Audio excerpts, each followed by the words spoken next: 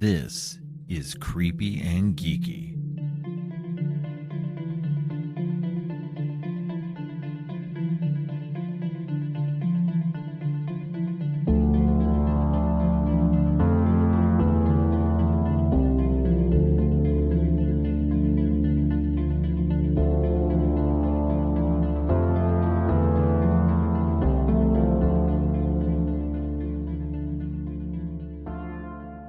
Hey, all you creeps and geeks. I'm your host, Robert, and today is the first episode of a three-part series on the Scream franchise. On today's episode, we are talking Scream and Scream 2. Joining me to talk about these slasher classics is Kristy Adams. Kristy is the co-owner of Nightmare Toys and Nightmare Cafe. Welcome to the show, Kristy. Oh, thank you for having me on. I'm excited to talk about Scream. Yeah, I know you're a big horror fan. You own a toy store that's all about horror. That's awesome. Yes, yes. I love that. Yeah, thank you. Just from the pictures that I've seen, it looks like this neat little cross between like a toy store and like a spirit Halloween store. Yeah. Which is Yeah, great. I've tried to do a cross between, like you said, like a spirit, a kind of a hot topic, because I do have clothing and stuff like that, and then a toy store. Yeah. Yeah, that's awesome. I really dig that. Unfortunately, you are way too far away for me to visit because you're the store's in Las Vegas, yes. and I live way over in Georgia. So, oh yeah, see, we used to be in Huntsville, Alabama, so we used to be somewhat close then. Yeah. Well, see, you moved, and now I can't go. But I definitely am keeping my eye out in case there's anything I need to toy related that I need to order in the future for sure. Oh, cool. Awesome. Thank you. Yeah.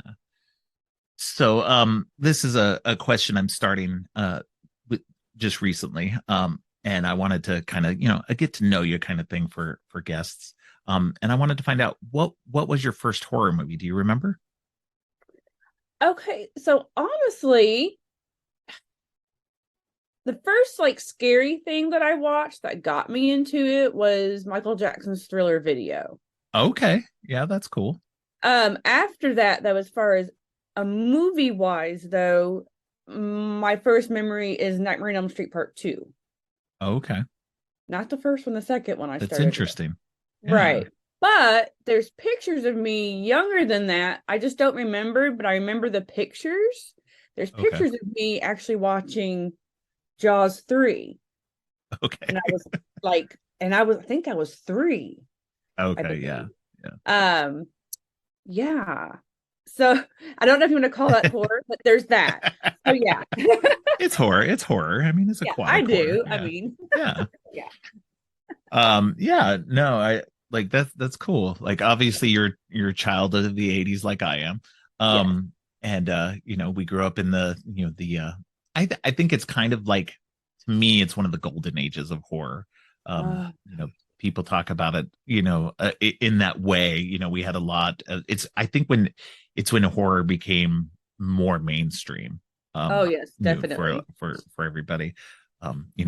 Just growing up with Freddy and Jason and all that. It was a different time. It was crazy.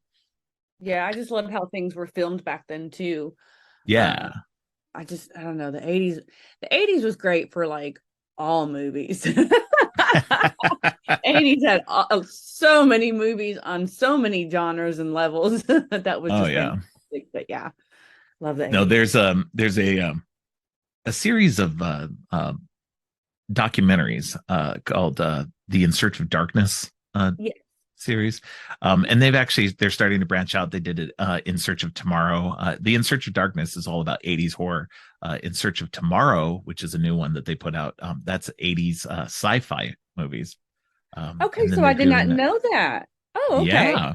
I didn't know that one. It's just as good as the horror ones. It's it's really cool. And I think they're doing a sequel to that one. And they're also doing one on fantasy movies of the 80s. I'm not sure what that one's called, but and they did, before In Search of Darkness, they did one called In Search of the Last Action Heroes, and that one's about 80s action movies. So definitely worth seeking all of those out for anybody who hasn't seen any of those. They are very fun. and like the In Search of Darkness documentaries are crazy. Yeah. They're 3+ hours long, and the Yeah. newest one, In Search of Darkness 3, was over 5 hours long. So, Oh wow. Oh yeah. and I have kickstarted almost all of these. So, so Yeah, it's I know we definitely, did the first one. I know we did. yeah. Yeah. I missed the first one in its regular form, but I kickstarted the first one when they had the Elvira version. So, Oh, okay. Yeah. and I've been getting all of those since. So yeah, it's a fun series, definitely It worth it. If is. anybody's interested in 80s horror, the In Search of Darkness documentaries are so good. And actually, the first two I believe are still on Shutter right now. So if anybody wants to check those out, those are great watches for sure. Shutter's great. All right. Well, let's jump right into Scream 1, the 1996 Wes Craven classic. Um, it's written by Kevin Williamson. We all know Ghostface stalks Sydney Prescott and her friends, and it's a new slasher classic. I mean, we Yeah. hadn't had any great slashers since the 80s. We were coming at the end of well, I guess the middle of the 90s. And we get Ghostface, and it spawned a whole a whole Didn't it? bunch of imitations, that good and bad. I mean, we got some good. We got I Know What You Did Last Summer, This and summer. we got some terrible that aren't worth mentioning. Um, Right. but yeah. So when did you first see this first movie? I seen it at the movie theater when it came out. Okay. Um, I had already graduated high school. It was the year I graduated, 96. Okay. Ah. It's away my age. Yeah. Um, but yeah, I remember going to the movie theater when it came out, and I was stoked Oh because yeah. um I was a big Nightmare on Elm Street fan growing up as a Yeah. child. And I loved Robert Englund, and I loved Wes Craven and all that. So, had Wes Craven had done some other movies, but this was like big time for him when it came out, and it Yeah. just it just blew up. Yeah, this was interesting. I got to also see it when it came to theaters. I'm uh by you saying you graduated in 96, Yeah. that I graduated. I would have graduated in 92. I actually graduated a year 92. earlier. So I'm probably about 4 years older than you. Um and so I this was I was also a fan of Nightmare on Elm Street as well, the series as a whole, and Wes Craven. And it's but this one, well, like this one almost goes beyond Wes Craven. Like this, like as much as this is definitely him, this is definitely Yeah. his movie and everything like that. It just the whole this was such a huge thing. Like I people who didn't live during that time just don't realize how big Scream was. Like, and it was kind of almost like not at first. It came out, it was doing okay, and then word of mouth, because the internet wasn't as Yeah. big back then. Right. Word of mouth really hit Yep. hard for this one, and then it blew up. Yeah. Yeah. I think a lot of people were like, oh, I think they were kind of maybe just looking at it like, yeah, I don't know. But yeah, like you Yeah, said, word of mouth, then yeah, it just blew up. But up until then, we had some good movies, but it just kind of yeah, the slasher genre, or maybe even just horror in general, a little bit was kind of just like a little, I don't know, dead in a way, or slow kind yeah, of in a way. And then when this came out, and did blow up, that I mean, it brought slashers back on the map, it brought horror back on the map, and got everybody excited for horror again. And then, yeah, like you said, a whole bunch of other movies came off of it, too. Some good, some bad, like you said. yeah, yeah, yeah. Yeah, no, it's definitely one of those, like you said, the 90s, like before Scream came out, where it was hit and miss. That it wasn't Right. as like, like we said, the 80s were like this renaissance of horror, and both Yes. good and bad as well. Yeah. Like there was a lot of terrible stuff in the 80s. But the 90s seemed to be almost more terrible. I think we're getting to look back at it now and seeing that a lot of what we thought was maybe not terrible, but that we thought was just ho hum was actually better than it was. Right. But there was like, there were some good classics that we already acknowledged of, like, Candyman in 1992, and also Bram Stoker's Dracula in 92. There were some good things here and there. But it just kind of like fizzled kind of midway through the 90s, and nothing was really hitting. Right. And then And then Scream this just like, came off with, sequels, yeah. you Well, know. and this was so big. This one was like, this one was like a cross appeal. Like horror can get kind of insular where it just kind of feeds itself. It's only the horror fans really going to it. Whereas with like Scream, it seemed to draw in people who weren't that big of horror fans. And that's kind of how I was as a person up until just the last few years. Horror was something that I enjoyed, but wasn't something that I was a huge fan of. I Oh, I liked stuff here and there, but I wouldn't have considered myself a true horror fan at the time. And so I was excited because this was like accessible and fun looking, and and I'm much more of a comedy person, so I like a good horror comedy when I do watch stuff like that. And so yeah. this definitely, well, this wasn't like, super funny. It was satire and talking about horror movies in a way that made it more fun than just your general like regular slasher film did, or horror film in general. Right. I mean, it was still a serious slasher, but it sprinkled Yeah. in a little bit of comedy here and there, just enough, Yeah. not too much to where it made it stupid and cheesy, but just Yeah, enough to kind of exactly. lighten the tone here and there. Yeah. That, like you said, could make the movie a little more accessible to more people. Yeah. Um, but yeah, it brought slashers back. Oh, This yeah. particular movie, Huge. yeah. Uh, Now, like, I don't think anything's had the like we haven't had another slasher icon since Ghostface, maybe. Not in the immediate aftermath. I think people could right, argue that Art the Clown is a new one. Um, right. and But that took a minute.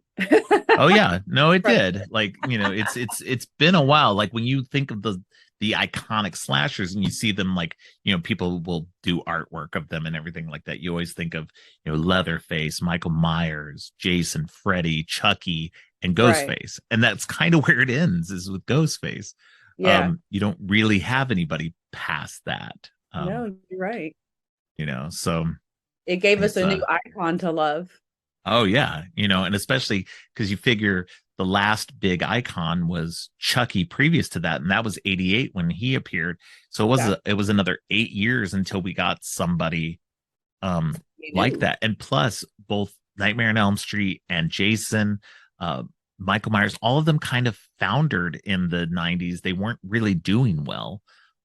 So Right. it's I mean, we did get Wes Craven's New Nightmare 2 years before Scream, which was actually kind of a trial run, because New Nightmare is totally about like bringing Freddy into the real world, and Wes Craven plays himself, and Heather Yeah. Langenkamp plays herself, and so it's this like, you know interesting, bringing horror into the real world, like, referencing horror in a way that Scream does again later, but in a more fun way, I think, that led people into, like we said, more accessible for I everybody, I totally guess. agree. Totally agree with what you said. And let's talk about the cast. I mean, Oh the yeah. cast in this is amazing. The cast in each one, in the two that we're talking about, is Yeah. amazing. Oh yeah, Even definitely. down to, like, of course, at the very beginning with it being Drew Barrymore, and Yeah. she's in it very long, but it's Yeah. effective. And there's a lot Yeah. of actors that we know of that became even more famous after these two particular movies, that they were in the movie maybe just for a few minutes, but it became effective. Yeah. Like in part two, Tori Spelling's in there because she says Yeah. something to Tori Spelling, so now she's in there just for a few Yeah. minutes. But that was kind of like, it was like kind of a joke, but oh, hey, cool. They got Tori Spell, Yeah. So It's a lot of really great actors in both movies. Oh yeah. No, definitely. I mean, you get people at the beginning of their career like Jamie Kennedy and Hmm. Matthew Lillard and Ski Ulrich, people who, you know, sure they'd been working, don't get me wrong, but they hadn't their star hadn't hit yet. And this movie really did that for them.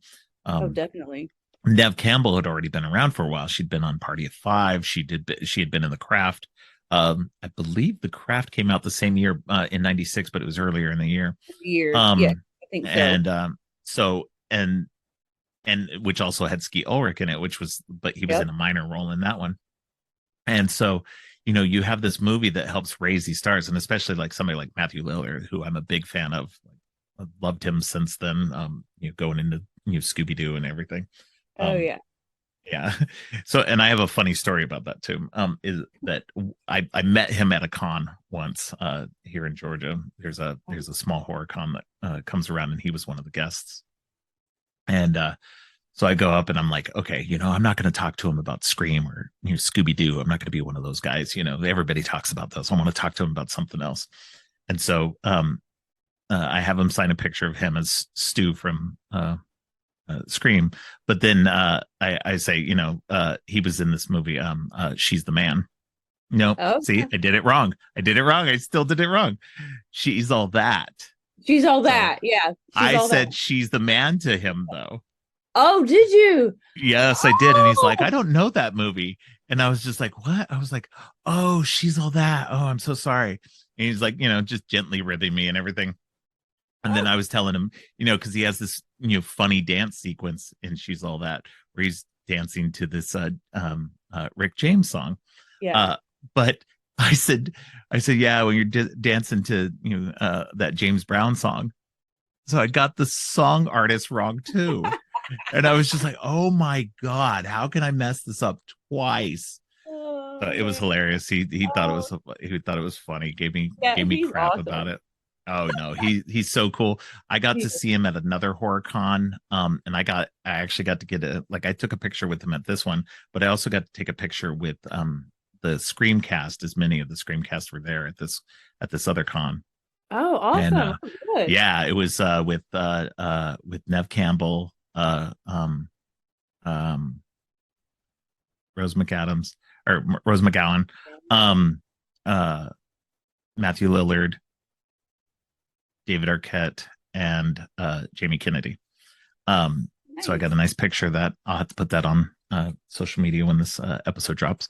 Yeah. But but he was kind of late coming to the line because he was uh, like coming to do the photos because he was like really like paying attention to his fans at his table.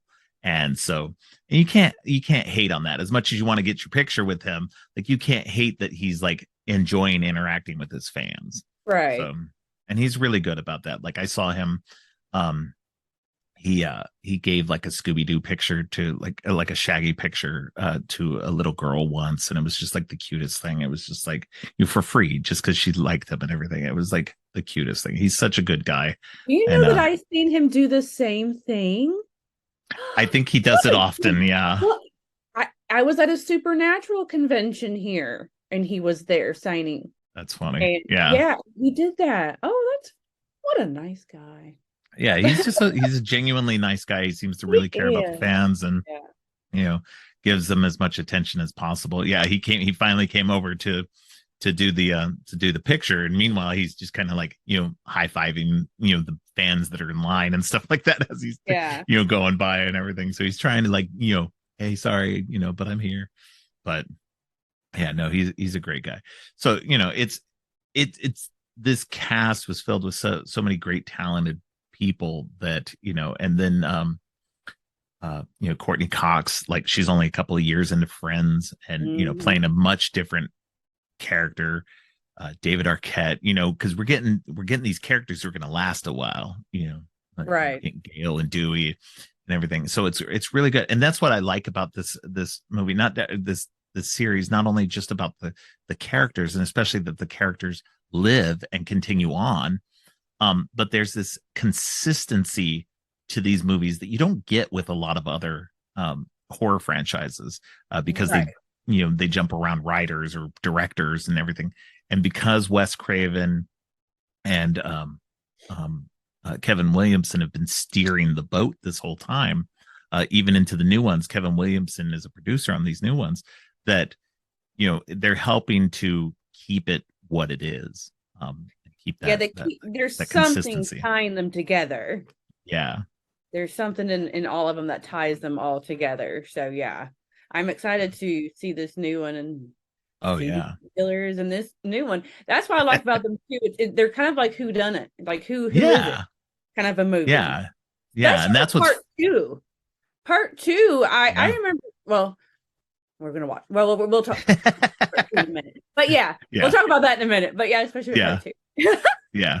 No, I agree. Like that's one of the great things about it too, is that every movie is a different killer. There's still Ghostface, but it's a different person under the mask. And that's again, that's different than a lot of the other things. Like instead of just reviving the person and making Jason come back again, it's somebody different each time. And it's kind of fun trying to figure it out. And you can even make like if you have friends over watching, for the first time, you're all watching the first time, you make a little game out of it. Who is it? Absolutely. Yeah. No, and that's what's fun about like all of these movies is just, and especially these first two, they're kind of really good at leaving like shifting who you think might be it, like because like by the end of it, before you even figure out who it, like before they show who it is, you think anybody could be them.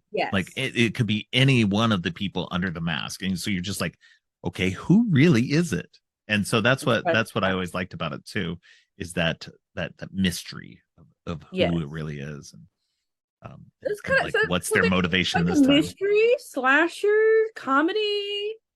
And there's some gore too. It gets back, brings back the blood and the gore a little bit. So there's a lot going on with Scream. I think it's great. Yeah, no, this revitalized the slasher genre. Like we said, there hasn't really been too much since then to really like hold on to outside of it. That's not saying that there haven't been good movies, good slashers since, but just like that, there hasn't been any iconic like series since then. Right. And it's this, that mystery, that underlying mystery. There's a lot. I've heard people reference that the slasher genre in general is kind of influenced by giallo movies, the old Italian murder mystery kind of things. And I think especially with Scream, because there is that mystery aspect. There's somebody in a mask, they wearing gloves, you don't see this person at all until the very end. And that's different from a lot of at least the bigger slashers. A lot of the smaller slashers kind of play with that as well. And then it ends up being sometimes two people, not one. Yeah. Well, so far it's always been two people except for one time. Yeah. Pretty much. Yeah, I guess so. Been two people. Well, and I think it's funny too, because like they're everybody's excited because this new number 6 is like going outside of Woodsboro. Right. And I'm like, but at 2 of the other movies were outside of Woodsboro. Like only 3 of the movies were actually there. 1, 2, 3, right? 1, 4, and 5 were in Woodsboro. Number 2 was at Windsor College in Ohio. You're right. It's the college. And then number 3 was in Hollywood.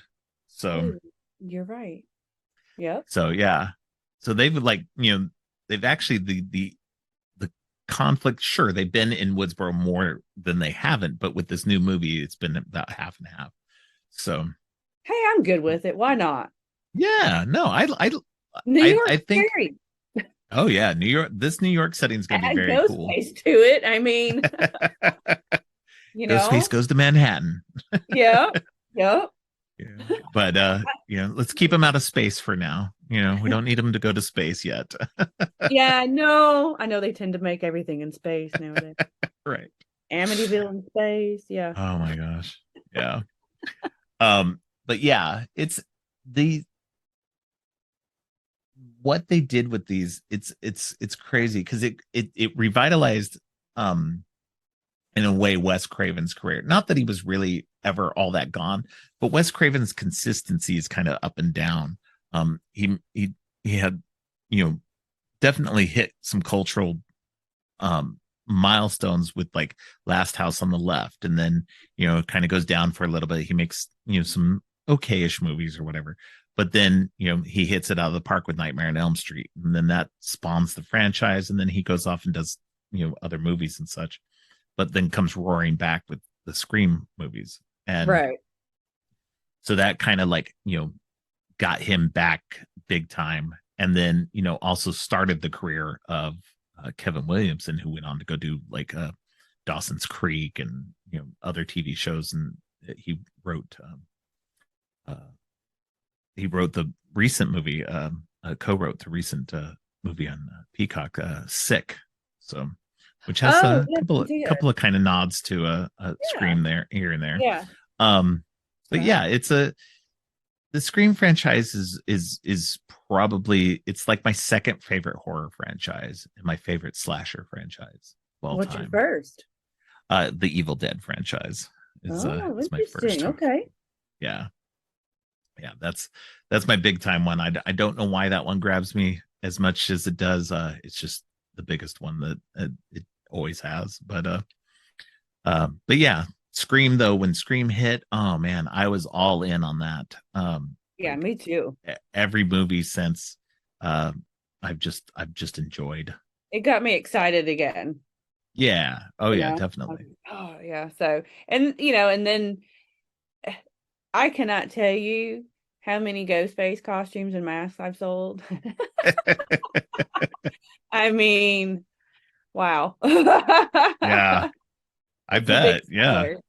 I'm about to have like the biggest Ghostface section in my store. I swear. Once Fun World ships all the stuff I ordered at the Halloween show recently, but it won't be until this summer. But okay. But yeah, once they do ship all that stuff, and I ordered the new one. I ordered the new mask. Okay. Too. The cracked and weather beaten one. Mm-hmm. Yeah. Oh, that's cool. They didn't have it at the show though to show. They had they had a little UPC symbol, and that's all. That's what it was. We couldn't see it. That's funny. Yeah, you know where to go, listeners, if you want to get the greatest assortment of Ghostface gear. Go to Nightmare Toys. Yes, it's gonna be epic. My Scream section. So that's awesome. Yeah, I this last Halloween I kind of bought the devil one, the red one with the horns. I bought that. And I already had a Ghostface costume, but the mask that came with it was like the really crappy, just flat one. Right. And I'd like to get the 25th anniversary one that had the big hood on it. But I haven't been able to find that anywhere yet. So well, I had 200 of them. They're gone. If I had known back then, yeah. I will have them back though when good to know. Start shipping again in June. So all right. I will definitely be keeping my eye out for that. So, I would like to get that again. Yeah, everybody loves the 25th anniversary, the glitter. And you know what? Watching these movies over the years, do you know that I never really ever paid attention to that? Same. I didn't notice that the costume was glittery. And it has changed a little bit over the movies too. I just never noticed that until I started, until I had the store and started selling, and then and then I was like, oh, and being in groups and really talking to other people about stuff. Then I was like, oh, I didn't really notice that, but yeah. It's glittery. Gotta have the glitter. Yeah, definitely. Yeah, it's interesting. Like, it's something that I didn't really pay attention to either, and it's been like just these last couple of times that I've watched it that I noticed that. And like, it's definitely a heavier weight material than you typically get in like the store-bought costumes.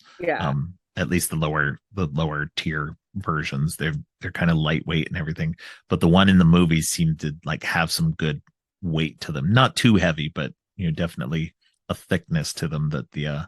the ones that you buy in store don't have. So Oh yeah, I totally agree. Yeah, I know what you're saying. yeah. Um, what was your favorite kill?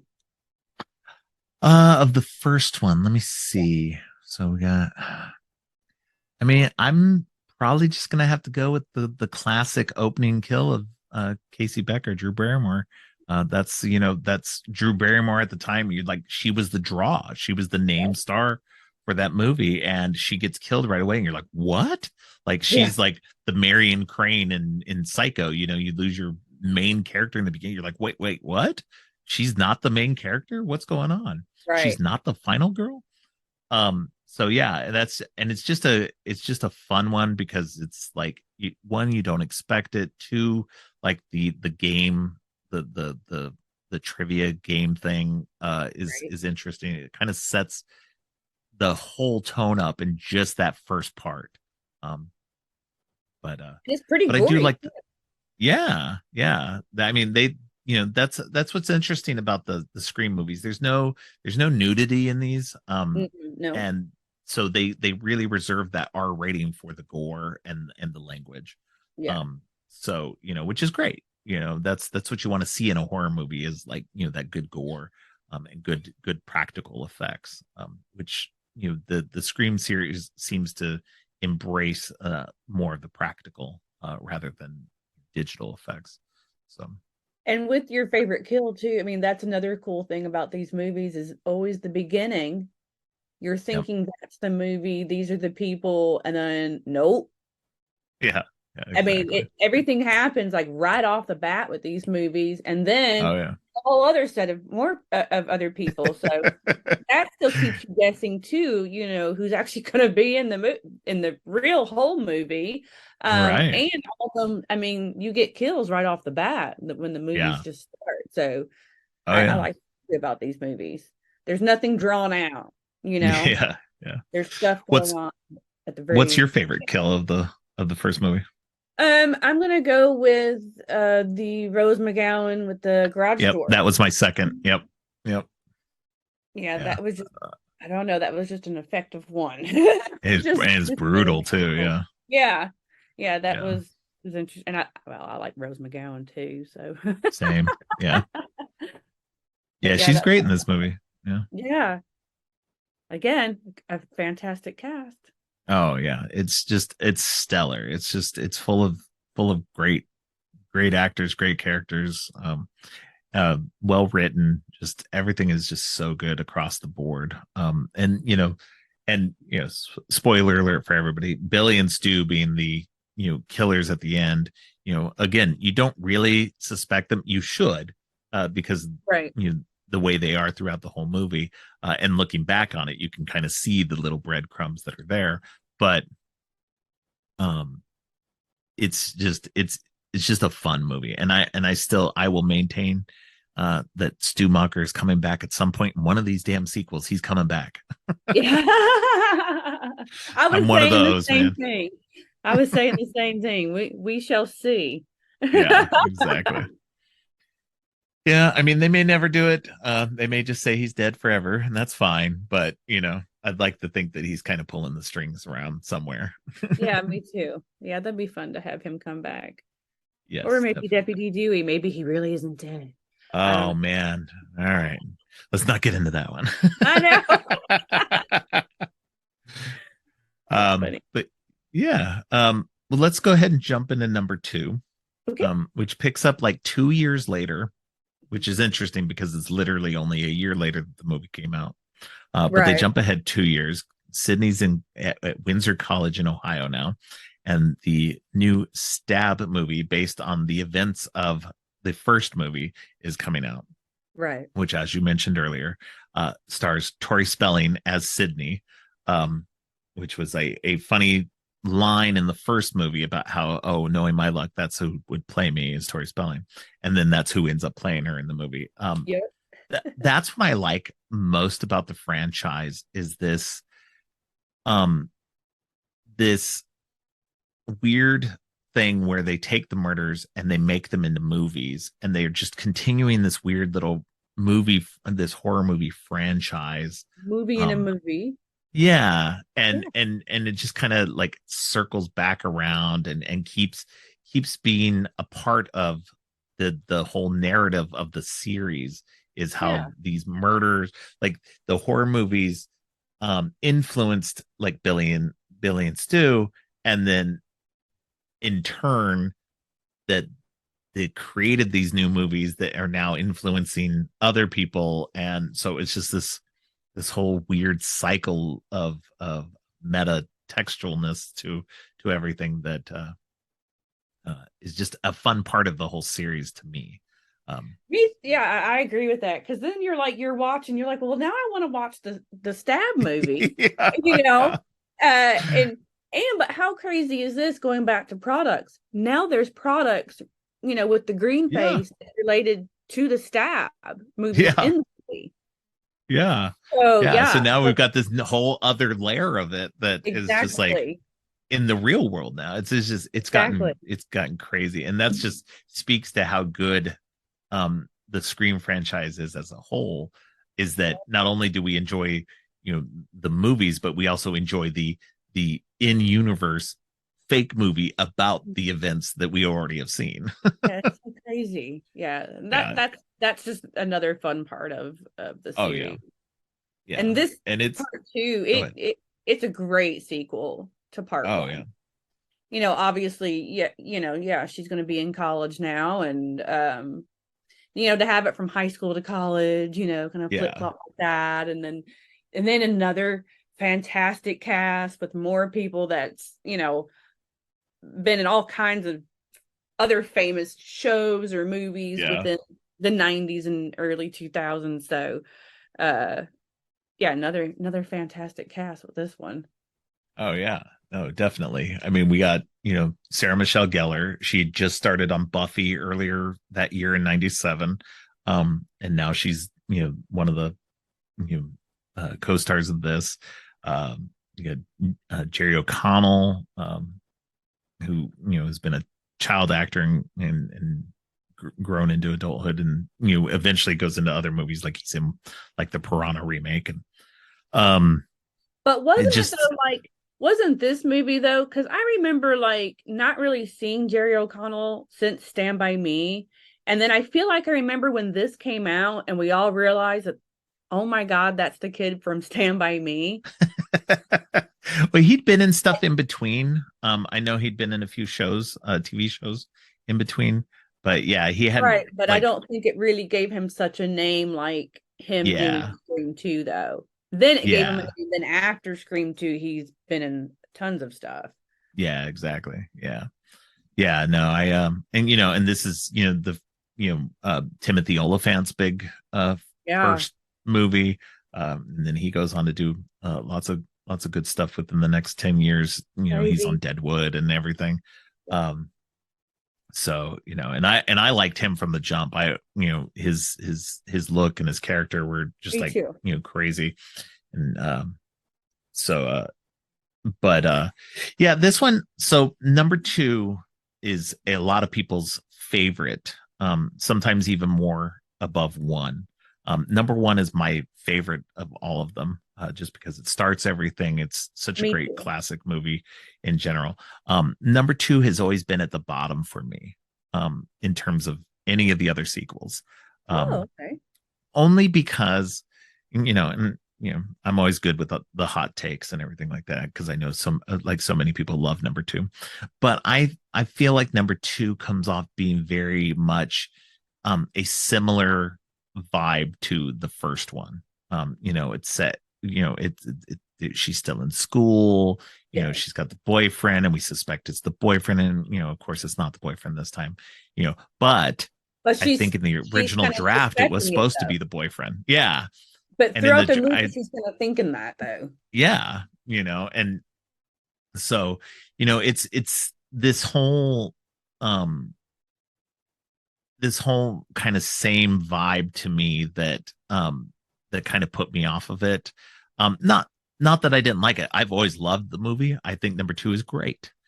Just in terms of, when I've seen the other ones, I usually I usually like the other one slightly more. But Oh, after okay. actually watching this one, after watching it again this time, I don't know, for some reason it just hit me better. Again. So I definitely put it up another level. So it's definitely not my last one. It's my next last one now. Um, so Gotcha. where would you put number two in your list? Number two is two to me because Okay. I feel like it's a really solid sequel to the first Right. one. Yeah, definitely. And see what you were saying, how it seems like the same. It is, Yeah. but for me that works, and then just for you, you may not like that, but for Yeah. me it works. So I kind of like that Yeah. they do that. For me, my bottom one at this point would be part three. Yeah, that seems That to be one a lot of irritates people's. me a little bit, and That's my number two. it went too cheesy in my But see, opinion. that's what I love about it, because it went kind of even goofier. And it kind of like it because one and two kind of have that same vibe to each other. Yes, they do. And so then when number three comes around, it kind of leans a little bit more into the comedy. And Yeah, yeah, it gets a little yeah, goofier than it probably needs to. And I'll admit that. But I was okay with that. Um, and I don't know. I think number three is also the one I've watched the most, just because of that reason. It just was like just a fun one.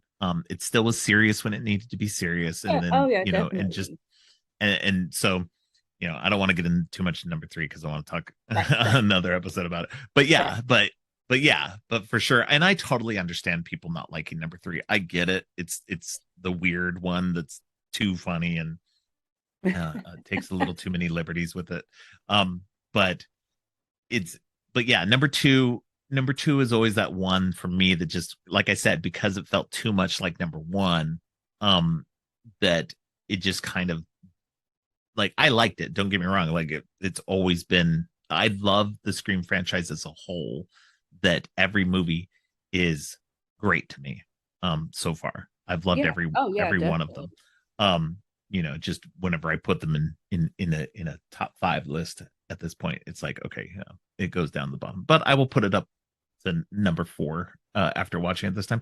Because I don't know, this time when watching it, I like remembered some of the things I really love about it, like Yeah. Dewey's intro, when Yeah. Dewey comes in and they play that music that's actually from the movie Broken Arrow. Um, I love that bit because I saw this in the theater when it came out, and that bit just cracks everybody up, especially if you've seen Broken Arrow and you Right. know that music is from there. And so that for me was just this great little extra bit of comedy that, if you're aware of it, just elevates it. And I found out something interesting about that when doing a little research today. Oh. That wasn't actually supposed to be in there.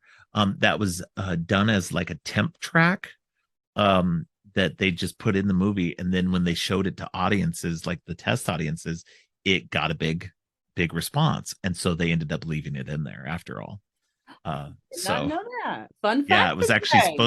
it was actually supposed to be Dewey's theme from the first movie, and then they didn't put it in, and so because Marco Beltrami, the composer for both of these movies, he um he wanted to change it up a little bit for the second movie, and so he hadn't done it yet, and so they put in the temp track, and then when they did that, it just hit with the audience. And, it Well, there you made for a fun little moment. And then, going back to number five, they do it again in number five when he first appears in number five, and it's this great little callback to number two. So Oh, now I'm uh, gonna have to go back and pay attention to that when I watch five again then. yes, yeah, Okay. definitely, yeah. Okay. When he pops in, it does that doom doom doom doom.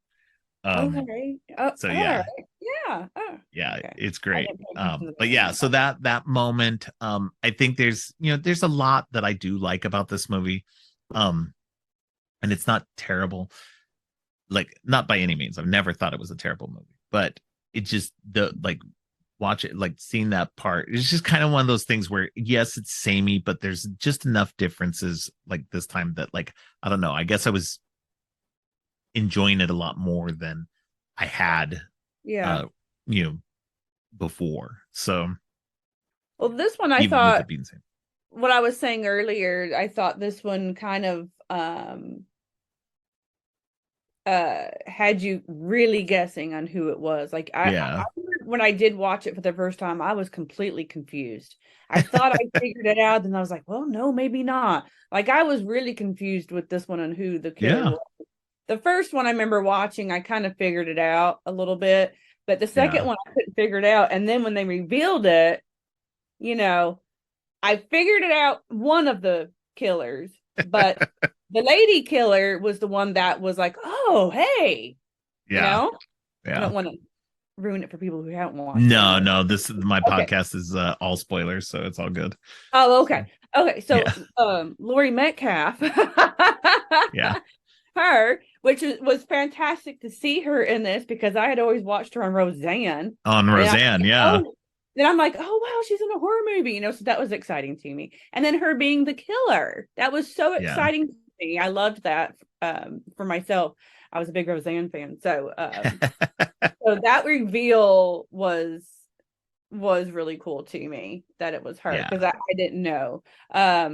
Mickey, the other guy though, Timothy Oliphant, I kind of figured that out a little later on in the movie, but this one kind of really had you guessing though, because it kind of could have been anybody. Because like you said earlier, she was kind of like every time it was her and her boyfriend together, you can kind of see on her face and you kind of know that she's thinking that it's her boyfriend because that's what it was in the first one. Yeah. And then you get to the part at the end and you're like, maybe it was, because you don't know yet. You still don't Yeah. know. Maybe it is until, Billy Loomis's mom comes out. Yeah. But yeah. Yeah. And then well, and then like, that whole thing with Mickey trying to like say that he is his partner, like that Right. the Right. boyfriend partner, it's so, at first you're like, oh my God, did they really do this again? Like, is it really the boyfriend and somebody else? Like, what the hell, man? Yep. And then you get the rug pulled out from under you in that moment. And so it's a really great reveal. It's really interesting to have that, like, that's what's kind of interesting about, especially about the first three movies, because it's all revolves around it all comes back to Sydney's mom and the actions Right. of her mom.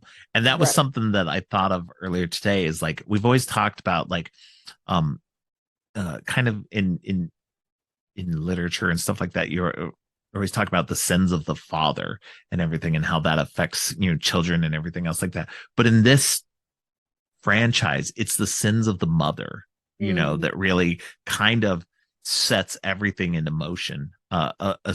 Mostly with these first three movies, and especially with these first two. Yeah. And so Just it's having an affair. it's just like, doing that had its impact, and it just kind of wrecks Sydney's life ever after. um but that is one thing that I want to say too. And like, I don't think, like, I think in the horror community for sure, Sydney Prescott as a final girl gets okay representation.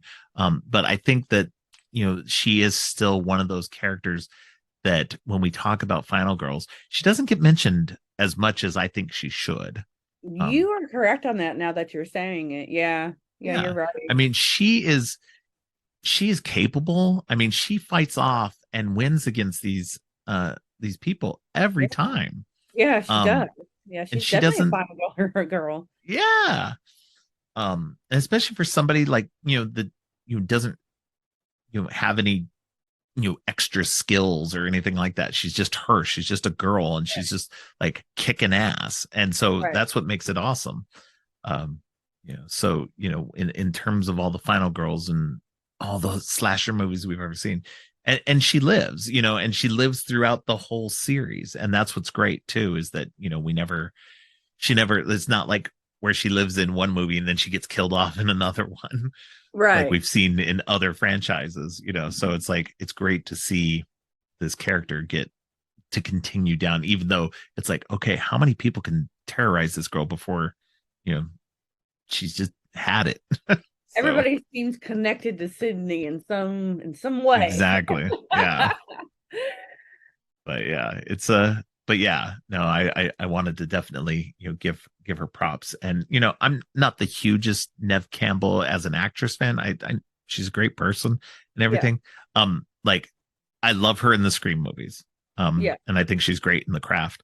But I've never really watched her outside of those. Yeah, Outside me of any of neither. that. I'm with you Yeah. on that. Me neither. Yeah. Yeah. But she's great I never she's did great in watch these. Party of Five or anything either, so Yeah, me neither. Yeah. Same.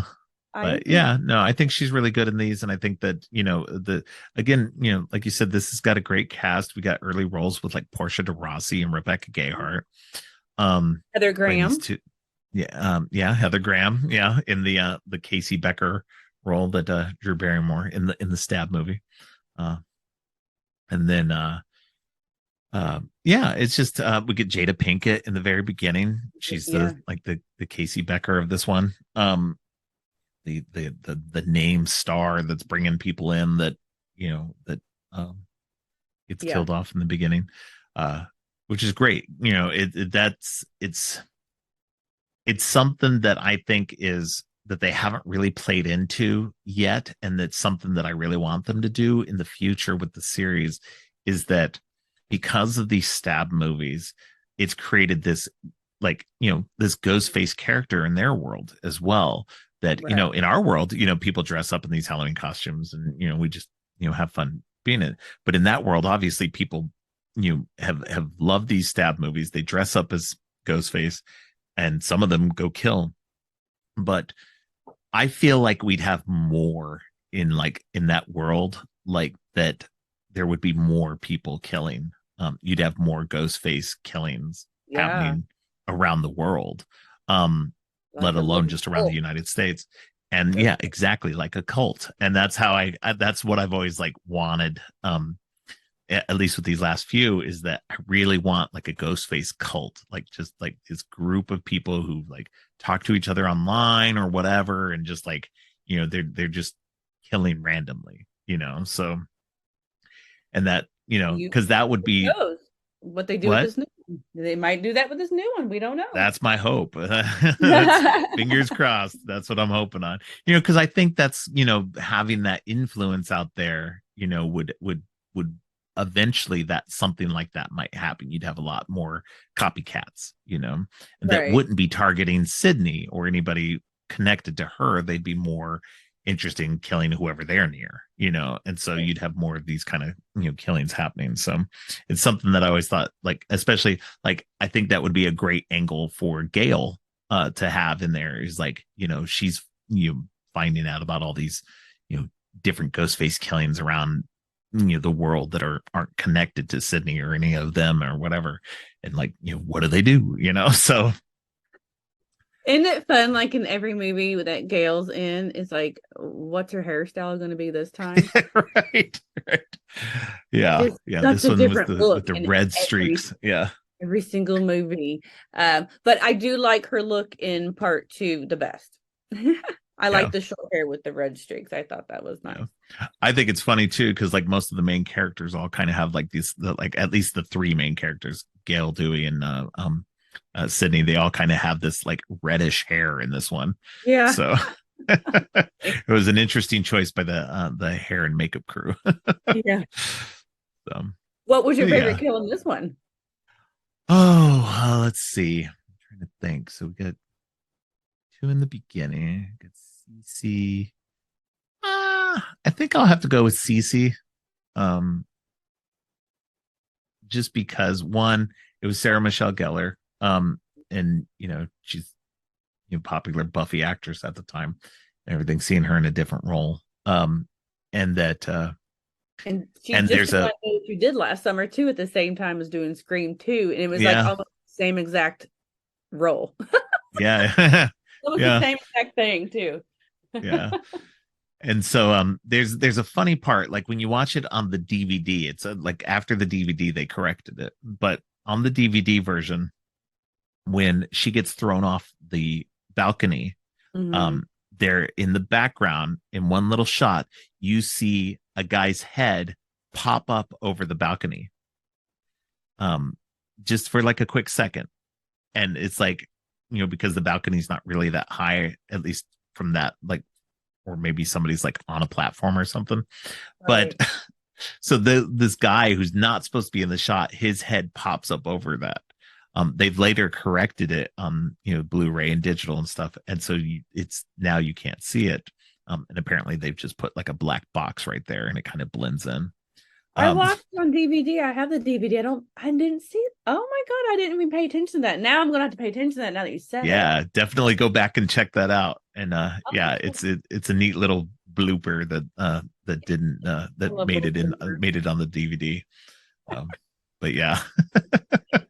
So yeah, so partly because of that, partly because it's a good sequence too, like the whole like phone call and going through the Mhm. house and everything like that. It's a good fun one.